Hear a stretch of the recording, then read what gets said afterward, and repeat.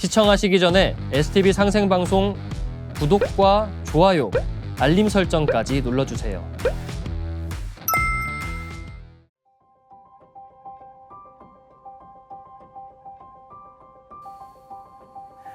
안녕하세요. 응급학과 전문의 하민석입니다.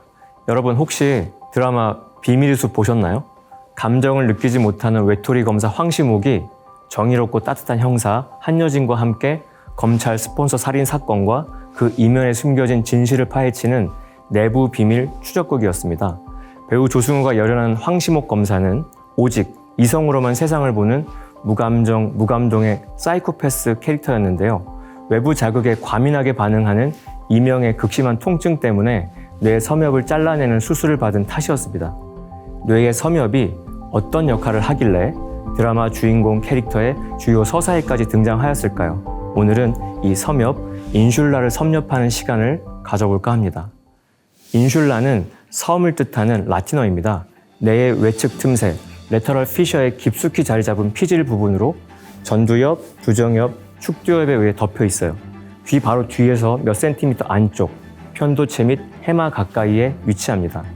조개처럼 생겨서 바다의 섬처럼 다른 부분과 구별되기 때문에 붙여진 이름이에요. 발견자인 요한 라일의 이름을 따서 라일의 섬으로도 불리는데요. 흔히 섬엽이라고 명명합니다. 이 섬엽, 인슐라는 최근 뇌과학계의 뉴진스, 떠오르는 신예예요.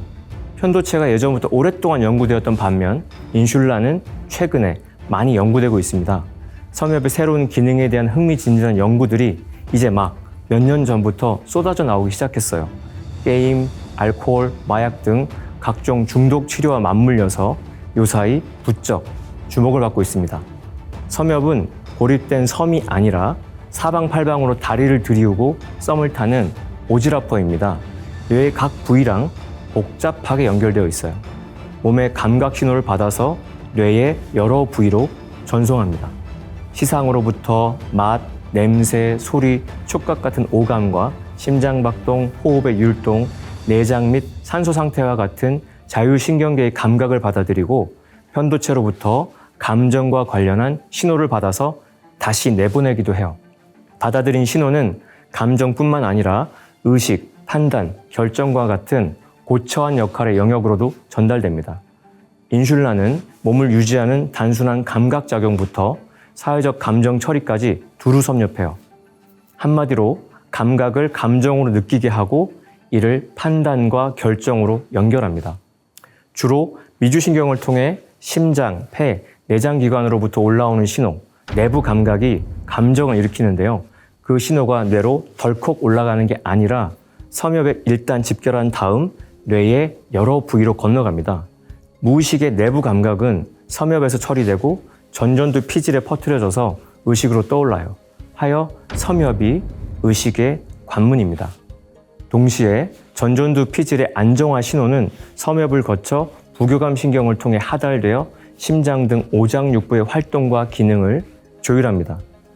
우리의 주관적인 감정은 어떤 사건으로 촉발되는 몸의 여러 상태에 대한 뇌의 해석으로 일어나는 것이라던 윌리엄 제임스의 말이 이 섬엽 연구로 입증된 셈이죠.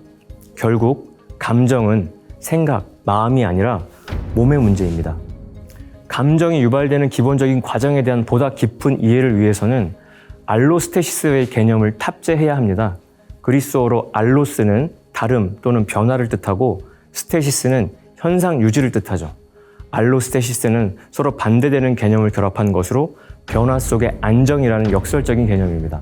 수십 년 전부터 알로스테시스의 개념을 주장해온 피터 스털링은 항상성이라는 개념은 생명 현상과 어울리지 않는다고 비판했어요. 신체 조절작용의 근본 목적은 신체 내부 환경에 지속적인 항상성을 유지하는 데 있는 것이 아니라 신체 내부 환경을 끊임없이 변화시켜 생존과 번식을 더 잘하도록 하는 데 있다는 것이죠.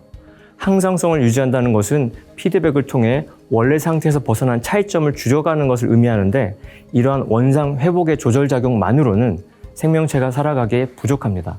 생명 현상을 위한 조절작용은 외부 자극에 수동적으로 반응하는 피드백보다는 능동적인 예측에 의한 것이어야 한다는 것이 알로스테시스의 핵심 개념입니다. 뇌의 전반적인 기능이 압축되어 브레인 안에 작은 브레인으로 통하는 섬엽은 알로스테시스나 감정 인지와 조절의 핵심적인 역할을 담당합니다. 하여 뇌 섬엽이 커지거나 두꺼워지고 극도로 발달한 이들은 황시목 검사처럼 일반적인 소음과 자극에도 과한 반응을 보이고 공황장애, 강박장애, 외상후 스트레스 장애 경향이 두드러지죠. 최근 국내 연구진은 뇌 섬엽 회백질 부위의 용적이 적을수록 우울증과 심리적 불안이 높고 삶의 질이 떨어진다는 것을 밝혀냈습니다. 뇌 섬엽의 회백질 부위 면적이 행복감을 증진시키는 기초적인 부분임을 확인한 것이죠.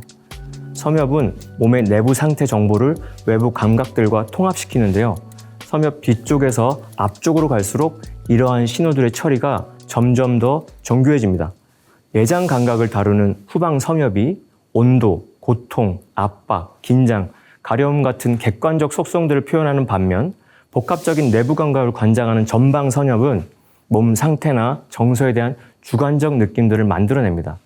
여기서 불안, 분노, 혐오, 슬픔, 기쁨 등이 솟구쳐 자기 인지가 이루어지죠. 이 순간에 존재하는 즉각적 자아는 바로 전방 섬엽에 기반합니다.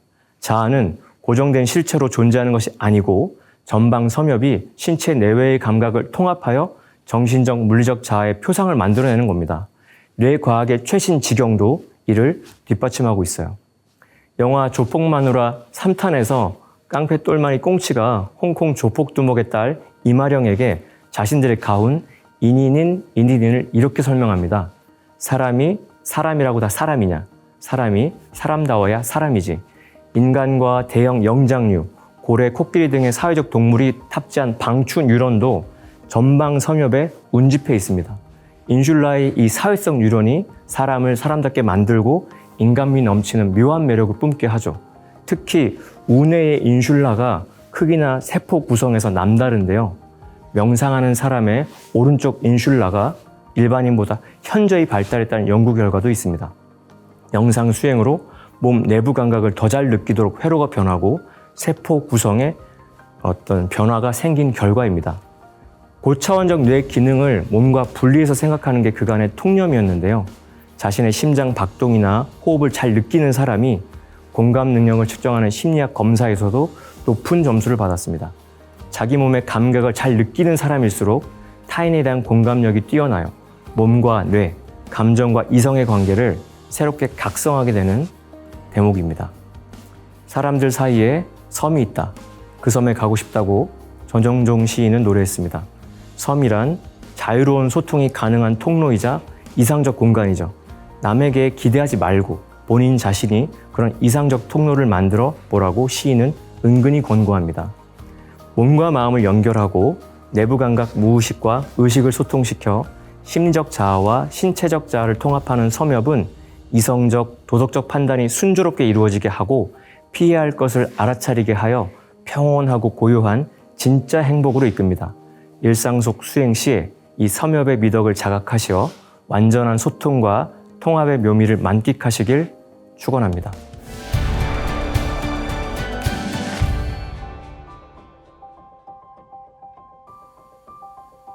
네, 안녕하십니까. 상생문화연구소 김석환입니다.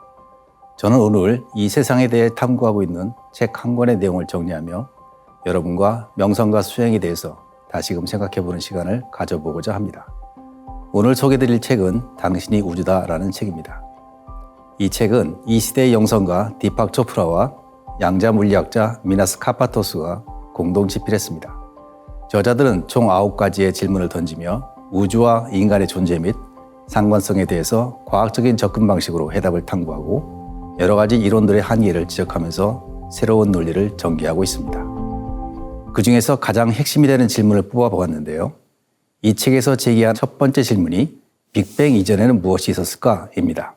저는 이 질문이 가장 핵심적인 질문이 아닌가 생각합니다. 과학자들이 말하는 빅뱅이란 우주 창조의 순간을 의미합니다. 빅뱅이라는 용어가 익숙하지 않은 분들을 위해서 저는 이 질문을 창조 이전에는 무엇이 있었을까? 라는 질문으로 대체하고자 합니다. 창조 이전에 무엇이 있었을까요? 그런데 이 질문이 논리적으로 올바른 질문일까요? 창조는 모든 존재의 시작입니다. 무에서 유가 만들어지는 것입니다. 따라서 창조 이전에 무엇이 있었다고 하면 그 창조는 창조라고 할 수 없습니다. 왜냐하면 그 질문에는 창조 이전에 무언가가 존재하고 있었다는 의미를 담고 있기 때문입니다. 예전에 제가 오쇼의 책을 번역한 적이 있습니다. 칼리 지브란의 예언자라는 책에 대해 오쇼가 인용한 이야기가 떠올랐습니다. 인도의 고전 리그 베다에 나오는 이야기이다. 한 나라의 왕이 해마다 남자든 여자든 상관없이 모든 현명한 사람들을 불러 모아 삶의 의미에 대해 토론하는 집회를 열곤 했다. 많은 학자들이 이 대회에 참여했고 토론은 결국 신이 세상을 창조했다는 논리로 좁혀지고 있었다. 야그나 발키아라는 위대한 학자가 이제 막 마지막에 경쟁자를 물리치고 승자가 되는 듯 했다. 그때 가르기라는 여성이 야그나 발키아에게 물었다. 당신은 신이 세상을 창조했다고 말했습니다. 그런데 신이 세상을 창조하고 있을 때 당신이 지켜보았습니까? 어느 경우이든 당신은 잘못되었다는 것이 증명됩니다. 만일 당신이 지켜보고 있었다면 세상은 이미 창조되어 있던 것입니다. 당신이 거기에 있었고 당신은 세상의 일부입니다. 그리고 만일 당신이 지켜보고 있지 않았다면 어떤 근거로 그렇게 말합니까? 만일 존재가 그것을 창조할 신을 필요로 한다면 신은 누가 창조했습니까? 존재하는 모든 것은 창조되어야 한다는 것을 기준으로 받아들인다면 당신은 이 광대한 존재는 창조주를 필요로 한다고 말하고 있습니다. 창조주는 틀림없이 우주보다 더 크고 더 광대해야 합니다. 그러면 그는 누가 창조했습니까? 가르기가 말한 논리는 창조가 우리의 인식할 수 있는 범위를 넘어서 있다는 것입니다. 우주가 창조된 때를 알기 위해서 우리가 할 수 있는 일은 가상의 타임머신을 타고 137억 년 전으로 돌아가는 것을 상상하는 것뿐입니다. 하지만 그때로 돌아갔다고 해도 우리의 상상력은 우리가 창조되기 이전을 상상할 수 없습니다. 따라서 우리는 시작의 시작을 인식할 수 없다는 것이 자명합니다. 이렇게 우리는 우리의 머리로 인지하지 못하는 모순된 곳에 존재하고 있습니다. 그러면서 마치 아무런 일도 없다는 듯이 살고 있습니다. 마치 시작도 있고 끝도 있다고 아는 것처럼 모든 것이 자연스럽다는 듯이 이 세계 자체가 우리의 인식으로는 모순된 곳이라는 것을 전혀 인식하지 못하고 살고 있습니다. 우리가 알고 있는 삶은 우리가 태어나고 죽기 전까지의 삶뿐입니다. 이 한정된 시간만이 우리가 경험하고 실제로 존재한다고 인정하는 시간입니다. 이것을 우리는 인생이라고 합니다. 그렇다면 과연 이 우주는 내가 존재하지 않았을 때는 없었나요? 당연히 아니죠. 영혼의 세계가 존재하는 그곳 역시 인식의 범위를 벗어나지 않습니다. 여기가 모순된 곳인 것처럼 그곳 역시 모순된 곳입니다. 여기서 우리는 인식의 한계에 부딪힙니다. 그렇다면 과연 우리가 알고 있는 인식이 전부인가? 라는 질문을 해볼 수 있습니다. 우리가 알고 있는 인식으로는 이 세상이 모순이라는 결론이 나오는데 그래도 우리는 존재하고 있기 때문입니다. 우리는 이렇게 존재하고 있다면 이 세상을 모순이 아니라고 보는 또 다른 인식이 존재해야 하지 않을까요? 저자는 그 또 다른 인식을 의식이라고 부릅니다. 우리는 우리가 느끼고 생각하는 인식 이면에 의식이라는 것이 있다는 것입니다. 지금의 제한된 인식을 넘어선 확장된 인식이라고 할 수 있습니다. 그 의식은 우리가 느끼고 생각하는 것을 뒤에서 지켜보는 자입니다. 우리가 알고 있는 인식의 범위를 넘어서 모든 것을 인식할 수 있는 인식의 원천입니다. 그런데 우리의 제한된 인식은 우리가 인식하는 대상과 밀착되어 있기 때문에 의식을 알아차리지 못합니다. 그 의식을 알아차리기 위해서는 대상에서 분리되어야 합니다. 우리가 인식하는 행위를 분리시켜 객관적으로 바라볼 수 있을 때 그것이 의식입니다. 그 의식을 어쩌다 한번 마주치는 것을 일별이라고 하고 그 의식이 일관되게 지속되는 것을 깨달음이라고 합니다. 그 의식은 존재하는 모든 것에 존재하고 있으며 하나이면서 모든 것과 연결되어 있습니다. 고대 인도의 베다 성자들이 아함 브라마스미 라고 선언한 바로 그것입니다. 내가 곧 우주다 또는 나는 모든 것이다 라는 뜻입니다. 이 책에서 마침내 도달하는 결론은 이시 우주부터 거시 우주까지 모든 것이 서로 연결되어 있으며 끊임없이 소통하고 있다는 것입니다. 우리의 마음과 우주는 서로 연결되어 있으며 결국은 하나의 주관적인 의식에 의해 움직이고 있다는 것입니다. 이 책은 과학적인 관점과 현대 영성에 대한 인식을 보여주고 있습니다. 즉 우주와 내가 하나라는 소우주로서의 인간을 바라봤던 동양의 태고적 깨달음을 향해 다가오는 모습입니다. 이것이 오늘날 영성문화의 현재라고 하겠습니다. 하지만 아쉽게도 서구식 관점으로는 더 이상 나아가지 못하는 한계도 보여줍니다. 사실 태고적 가르침의 위대함은 그 우주의 순수의식을 직접 체험하는 데 있습니다. 논리로서 이해하기만 하고 대우주의 조화에 대한 체험이 없다면 그 내용은 공상소설에 불과하게 됩니다. 그것을 체험하는 행위는 일상적인 인식의 범위를 벗어나는 것입니다. 앞서 깨달은 성자들의 깊이가 우리의 인식의 범위를 넘어서는 이유가 바로 그것입니다. 인식의 깊이는 들어가 본 자만이 합니다. 그런 것이 불가능하다고 단정 짓는 것은 우리 자신의 인식의 깊이를 모르기 때문입니다. 우리가 삼신조화 도통수행을 하는 것은 최종적으로 그 의식을 체험하기 위해서입니다. 우주와 하나 되는 것, 이것이 도통입니다. 관찰자와 내가 분리된 것이 아니라 나 스스로가 대우주와 하나 된 선의 존재가 될 때 우리는 지금까지 몰랐던 대우주의 실상과 참 진리의 세계를 보게 될 것입니다. 여러분이 우주가 되는 길, 동방신선학교와 함께하는 꾸준한 수행으로 여러분의 신성을 되찾아 나가시기를 기원합니다. 감사합니다.